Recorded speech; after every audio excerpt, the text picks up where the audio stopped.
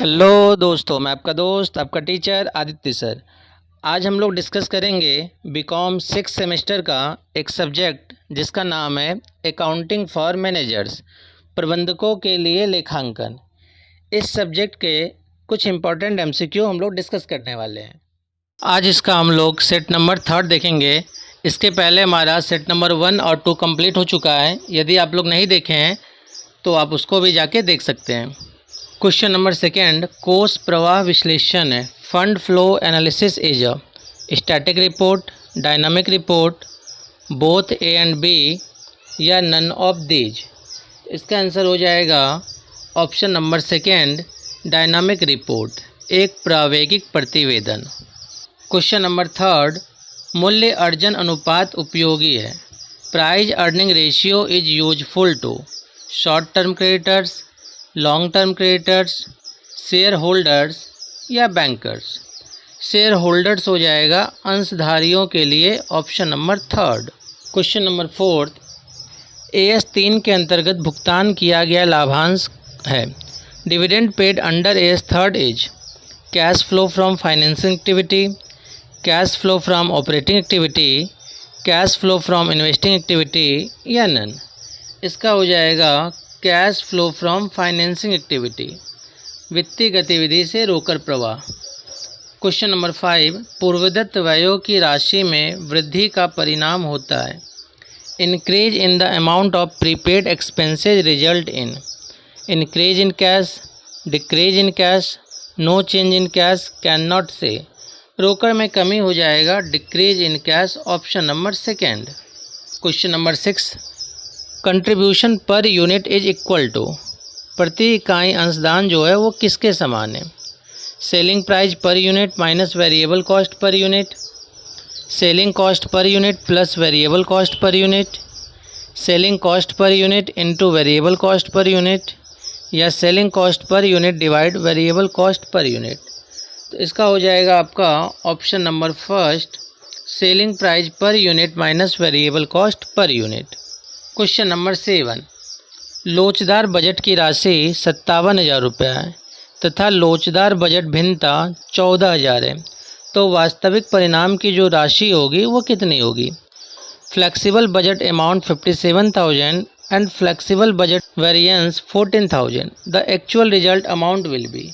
तो आप क्या करिए, ये 57,000 और 14,000 इन दोनों को ऐड कर दीजिए।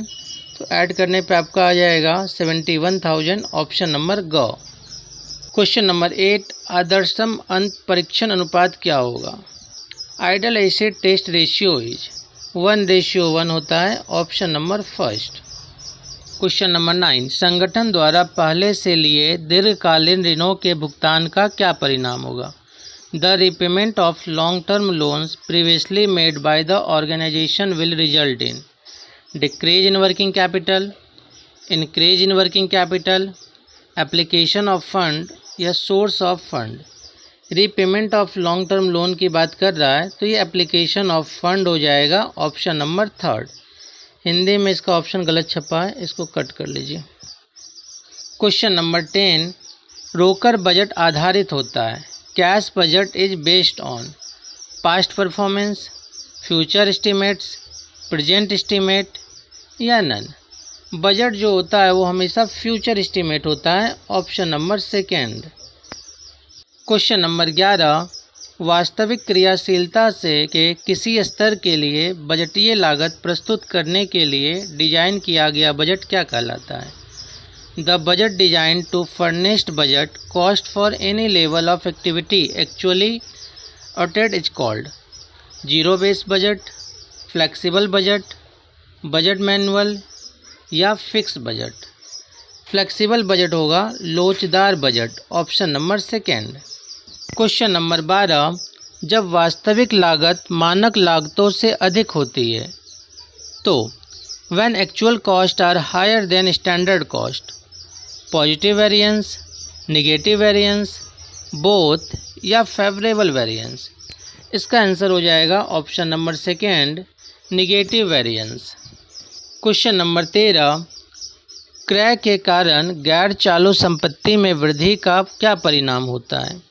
Increase in non current assets due to purchases, source of fund, application of fund या नन।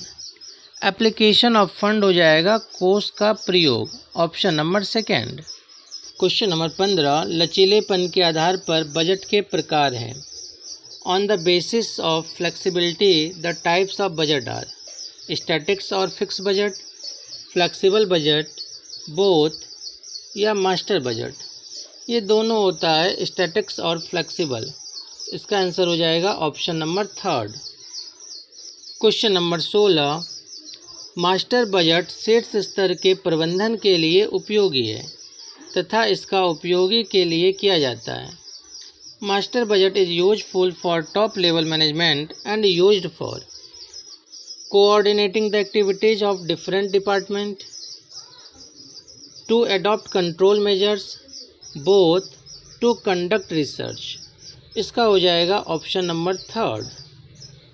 क्वेश्चन नंबर 17, रोकर बजट है, cash budget is a short term budget, long term budget, medium budget या A और B और C depending upon the circumstance of the case. इसका answer हो जाएगा short term budget, अल्पकालीन बजट।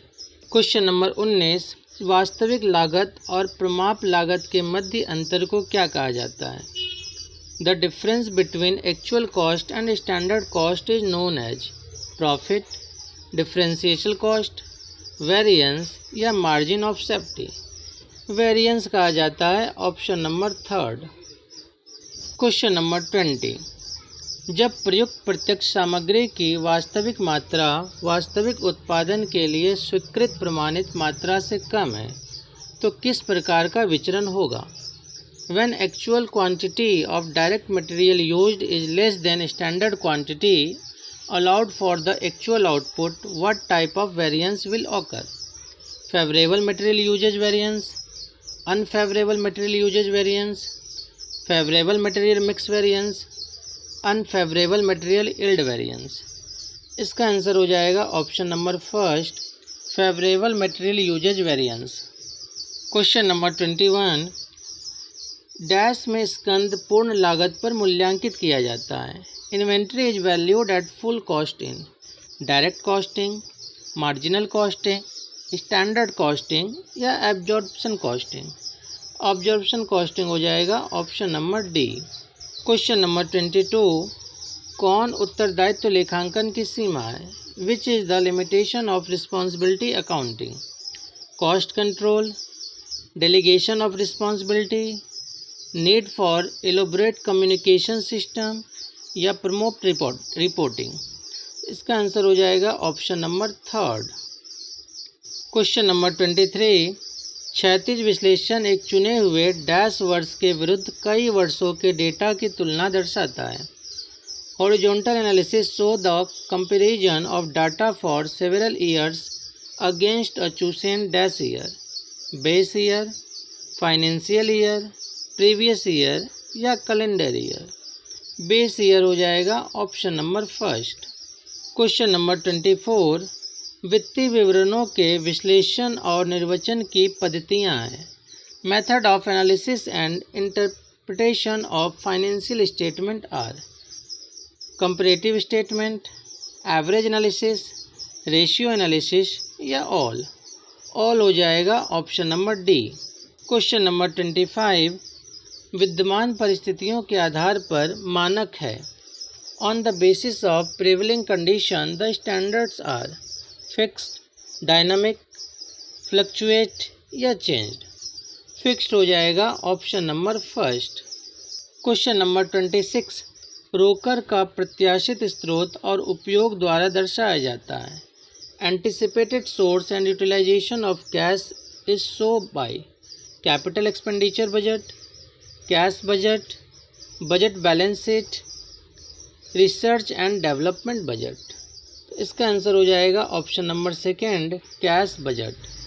क्वेश्चन नंबर 27, मानक लागत है। Standard cost are continuous cost, normal cost, past cost या ऑप्शन नंबर फोर्थ। बताइए कौन सा हो जाएगा? इसका हो जाएगा option number second, normal cost. Question number 28, standards are based on, प्रमाप किस पर आधारित होता है? Technical estimates, actual performance, both या नन। स्टैंडर्ड जो है वो टेक्निकल एस्टिमेट पर आधारित होता है, option number first. Question number 29, सीमांत लागत विधि और अवशोषण लागत विधि के बीच मुख्य अंतरों में से एक डैश के व्यवहार से संबंधित है।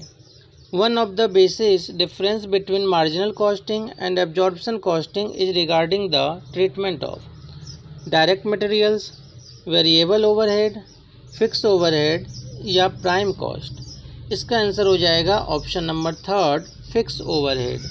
क्वेश्चन नंबर 23, अंशदान सीमा जानी जाती है। Contribution margin is also known as marginal income, gross profit, net income या ग्रॉस इनकम। मार्जिनल इनकम हो जाएगा option number first. Question number 31, संचालन अनुपात है। Operating ratio is profitability ratio, activity ratio, solvency ratio या नन। प्रॉफिटेबिलिटी रेशियो हो जाएगा, इसका हिंदी हो जाएगा लाभदायक अनुपात यहाँ पे, ठीक है। क्वेश्चन नंबर 32, रीड करिए और बताइए इसका आंसर क्या होगा। इसका हो जाएगा option number second. Question number 33, देनदारों का संग्रह, collection of debtors, increase current ratio, decrease current ratio, has no effect on the current ratio या ऑल। थर्ड ऑप्शन हो जाएगा, चालू अनुपात पर कोई भी प्रभाव नहीं पड़ेगा। क्यों? क्योंकि जब कलेक्शन ऑफ डेटर होता है तो हमारा कैश इंक्रीज होता है और डेटर डिक्रीज होता है, और दोनों का दोनों हमारा करंट एसेट्स होता है। क्वेश्चन नंबर 34, चिट्ठा है। Balance sheet is a static report, dynamic report, both या नन। इसका हो जाएगा option number first, static report, एक स्टैटिक प्रतिवेदन। Question number 35, management accounting is also known as, प्रबंधकीय लेखा विधि को और किस नाम से जाना जाता है? Human resource accounting, historical accounting, decision accounting या सोशल रिस्पॉन्सिबिलिटी अकाउंटिंग। इसका आंसर हो जाएगा decision accounting, option number third. और हिंदी में इसको बोलते हैं निर्णयन लेखांकन, ठीक है। ये ऑप्शन जो है हिंदी इंग्लिश में ऊपर नीचे हो गया है, तो ध्यान रखिएगा। इसका इंग्लिश में आंसर है डिसीजन अकाउंटिंग, हिंदी में निर्णयन लेखांकन। क्वेश्चन नंबर 36, कौन प्रबंधकीय लेखा विधि उपकरण नहीं है? Which is not the tools of management accounting? Standard costing, budgetary control, human resource accounting, यह इसका आंसर है option number third. Question number 37, वित्तीय विवरण सारांश प्रस्तुत करता है। Financial statement provides a summary of assets, liability, expenditure या अकाउंट्स। अकाउंट्स हो जाएगा option number D. Question number 38, purchase of marketable security for cash will dash the current ratio, improve, decrease या नो चेंज या none. इसका हो जाएगा option number third. Question number 39, तरलता की सबसे कड़ी जांच है। तरल अनुपात, पूर्ण तरलता अनुपात, चालू अनुपात या स्कंद आवर्त अनुपात। इसका हो जाएगा option number second. Question number 40, निम्न स्कंद आवर्त सूचक का a low stock turnover indicates over investment in stock, managerial efficiency, solvency या लिक्विडिटी। ऑप्शन नंबर फर्स्ट हो जाएगा। क्वेश्चन नंबर 41, निम्नलिखित में से कौन सा रोकड़ बहिर्वाह नहीं है? Which of the following is not a cash outflow? Increase in debtor, increase in stock, increase in BR या इंक्रीज इन क्रेडिटर। यहाँ पे कैश आउटफ्लो की बात बोल रहा है, नॉट अ कैश आउटफ्लो। इसका आंसर हो जाएगा option number D. Question number 42, budget को छोड़कर निम्नलिखित के पूर्ण चक्र को दर्शाता है। Budgeting denotes the complete cycle of the following except designing of budget, implementation of budget, operating of budget या बैलेंसिंग ऑफ बजट। तो इसका जो आंसर हो जाएगा ऑप्शन नंबर डी हो जाएगा, balancing of budget. Question number 43, कौन सा व्यय रोकर बजट में सम्मिलित नहीं किया जाता? Which expenses are not include in cash budget? Bad debts, cash purchase, sale of investment, repayment of loan. Option number first हो जाएगा bad dates.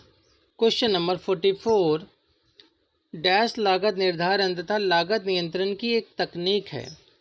Dash is a technique of cost ascertainment and cost control. Job costing, batch costing, capital costing या standard costing? Standard costing हो जाएगा option number D. Question number 45, जब वास्तविक लागत मानक लागत से कम होती है तो अंतर को क्या कहा जाता है?